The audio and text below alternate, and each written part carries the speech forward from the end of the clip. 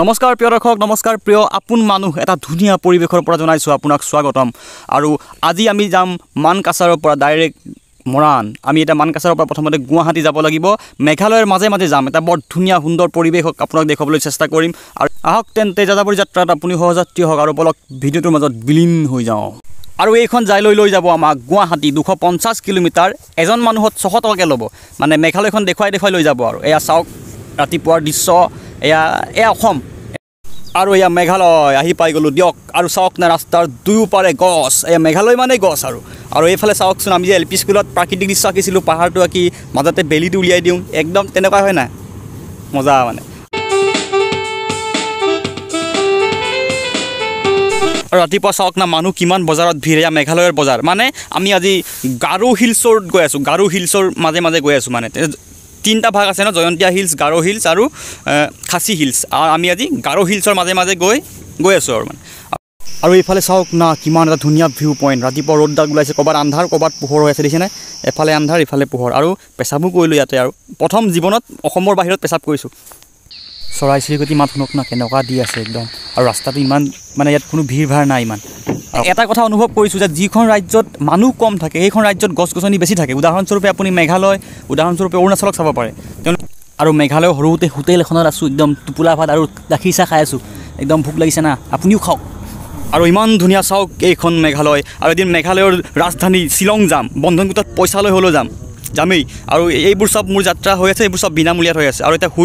মই শুই গৈছিলোঁ এটা উঠিয়ে দেখিলোঁ যে গোৱালপাৰালৈ 24 কিলোমিটাৰ আছে মানে অসম পাই গ'লোহি আমি আৰু এয়া চাওক গোৱালপাৰাত এখন দলং বনাই আছে কি দলং কি নাম নাজানো আৰু আহি পাই গ'লোঁ ইয়াত বকু আৰু ইয়াৰ পৰা গুৱাহাটীলৈ বেছি দূৰ নহয় প্ৰায় 60 কিলোমিটাৰমান আছে আৰু টেনশ্যন নাই পাই গ'লোহি দিয়ক গুৱাহাটী আৰু মোৰ যদি ভুল হোৱা নাই ইয়াৰ চাগে চাইজটো দেখি ব্ৰহ্মপুত্ৰ লিখাই লাগিছে ইয়াৰ চাগে ব্ৰহ্মপুত্ৰৰ পাৰে লৈ গৈছে মোক গুৱাহাটী নাজানো আৰু ৰাস্তাও চিনি নাপাওঁ না ভালকৈ মই আহি পাই গ'লোঁ ISBT টিকেট কাটিব লাগে এতিয়া কোনখন বাছত কাৰো তাকে ভাবি আছোঁ মই ভাবিছিলোঁ যে তনুজখনত টিকেটটো কাটিম ধুনীয়াকৈ ৰূপম দাক লগ পাম লাইফ অফ এ ড্ৰাইভাৰ লেখক তাৰপাছত নহ'ল আৰু তনুজখনত ছিট ফুল হৈ গ'ল এতিয়া কাটিলোঁ বেলেগ এখন বাছত তাৰপাছত এতিয়া 12 বাজি গ'ল ভাত খাব লাগে আৰু এই বাছখন চাওক নাই এইটো ক'ৰবাত জুই লাগিলে নে কিয়ে হ'ল এইটো চাওকচোন এতিয়া ভাত খাব লাগে ভাত এতিয়া খাব লাগিব ভাত আৰু এই আগফালে 120 টকীয়া নিৰামিষ ভাত লগত কিবা কিবি দিছে আৰু মাংস চাংস নাখাওঁ এতিয়া জাৰ্ণি কৰিব লাগিব না আৰু কণ্ট্ৰলৰ চাউল নেকি এইটো আৰু ভাত খোৱাৰ পাছত এইবাৰ খাম চানা মানে কেঁচা চানা দেখিলে মই ৰৈ থাকিব নোৱাৰোঁ একদম খাওঁ লাগিয়ে যায় আৰু ইয়াতে 20 টকা দি কাউণ্টাৰত বেগটো থৈ লওঁ ভাত খাইছোঁ না বেগটো দাঙিবলৈ মন যোৱা নাই মানে অলপ ISBTখন ঘূৰি পকি চাওঁ বুলি ভাবিছোঁ তাকে পোহৰ PUHAR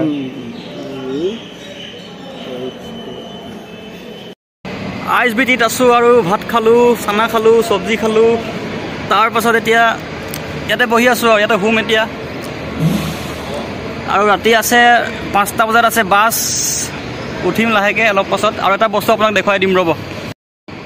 এই বাছখন চাওক ইয়াতে দীপলিনা বাইদেউৰ ভবাই নাছিলোঁ গানটো শ্বুটিং হৈছিলে চাওক এইটো হৈছিলে তাৰপাছত এইফালে এইখন ৱাল ওলাই অলপ দেৰি এইখন ৱাল ওলাই আৰু এনেকৈ ISBTত বহি বহুত সময় পাৰ কৰিলোঁ এতিয়া উঠি দিলোঁ বাছত আৰু যাত্ৰা আৰম্ভ হ'ব এতিয়া অলপ পাছতে মৰাণলৈ যাত্ৰা আৰম্ভ হ'ব আৰু এই আৰম্ভ হ'লেই আৰু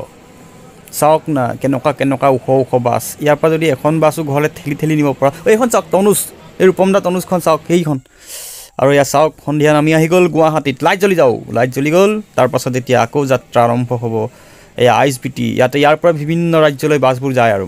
লাহেকৈ লাইট জ্বলি গ'ল ফেন জ্বলি গ'ল এতিয়া ঘৰ যাব লাগে ঘৰ আৰু এয়াই সন্ধিয়াৰ গুৱাহাটী ৰমক জমক গুৱাহাটী বাই গুৱাহাটী আকৌ লগ পাম কেতিয়াবা আৰু এইটোৱে হৈছে গুৱাহাটী য'ত নেকি ট্ৰেফিক জাম চাওক পুৰা ট্ৰেফিক জাম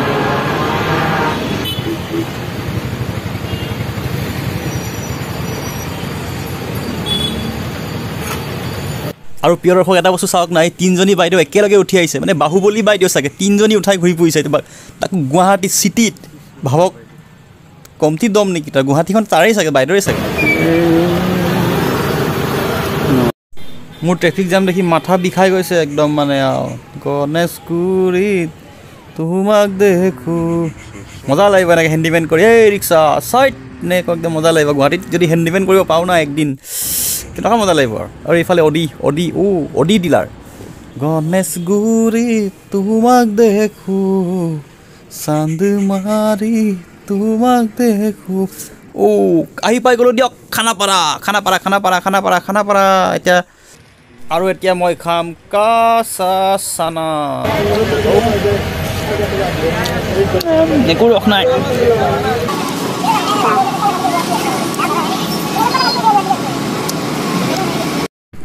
আৰু এই পাহাৰত মানে লাইটবোৰ এনেকুৱা মজা লাগিছে মই আপোনাক ভাষাৰে বুজাব নোৱাৰিম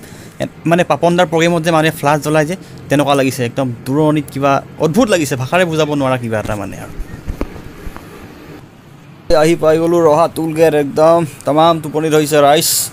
তাৰপৰা আৰু কি কৰিম মই এটা কথা ভাবিছোঁ টুল গেটৰ মই যদি বিজ্ঞানী হোৱা হ'লে টুল গেটৰ ওপৰৰ পৰা একদম গাড়ীখন উৰি পাৰ কৰিব পৰা ছিষ্টেম এটা কৰিলোহেঁতেন মানে টুল নিদিলেও হ'লহেঁতেন তেতিয়া